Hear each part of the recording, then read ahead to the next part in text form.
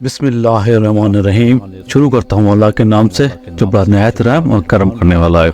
दोस्तों, जब अब्राहा काबा को ढाने के लिए चल पड़ा, अब्राहा यमन और जुश्शा का बादशाह था। उसने शहर सना में एक गिरजाघर बनाया था और उसकी ख्वाहिश थी कि हज करने वाले बजाय मक्का के सुनहा में आए और इसी गिरजाघर का तवाफ करें और यही हज का मेला हुआ करे। अरब खुसूसन कुरैशों को यह खबर शाक गुजरी। चनाची कुरैश के कबीला बनु किनाना के एक शख्स आपे से बाहर होकर सनाए का सफर किया और अब्राहा के गिरजाघर में दाखिल होकर पेशाब पाखाना किया और इसके दरो दीवार को नजासत से आलूदा कर डाला। इस हरकत पर अब्राहा बादशाह को बहुत तेश आया और इसने काबा को ढाने की कसम खा ली और इस इरादा से अपना लश्कर लेकर रवाना हो गया। इस लश्कर में बहुत से हाथी थे और इनका पेशरो एक बहुत बड़ा को पैकर हाथी था जिसका नाम महमूद था। अब्राहा ने अपनी फौज लेकर मक्का मुकर्रमा पर चढ़ाई कर दी और अहले मक्का के सब जानवरों को अपने कब्जे में ले लिया, जिसमें अब्दुल मुतालिब के ऊंट भी थे। यही अब्दुल मुतालिब जो हमारे नबी सल्लल्लाहु अलैहि वसल्लम के दादा हैं, खाना काबा के मोती और अहले मक्का के सरदार थे।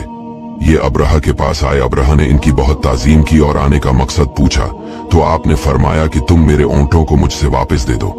ये सुनकर अब्राहा ने कहा कि मुझे बड़ा ताज्जुब हो रहा है कि मैं तो तुम्हारे काबा को ढाने के लिए फौज लेकर आया हूँ जो तुम्हारा और तुम्हारे बाप दादा का मुकद्दस मकाम है।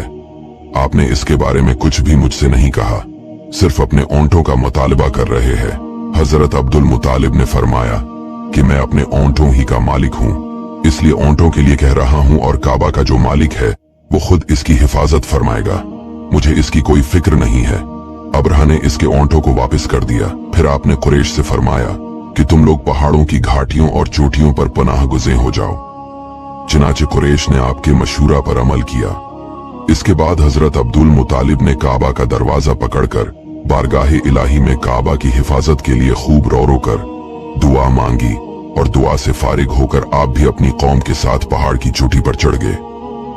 अब्राहा ने सुबह तड़के अपने लश्कर को लेकर काबा पर धावा बोल देने का हुक्म दे दिया और हाथियों को चलने के लिए उठाया, लेकिन हाथियों का पेशरो महमूद जो सबसे बड़ा था वो काबा की तरफ न चला जिस तरफ इसको चलाते थे।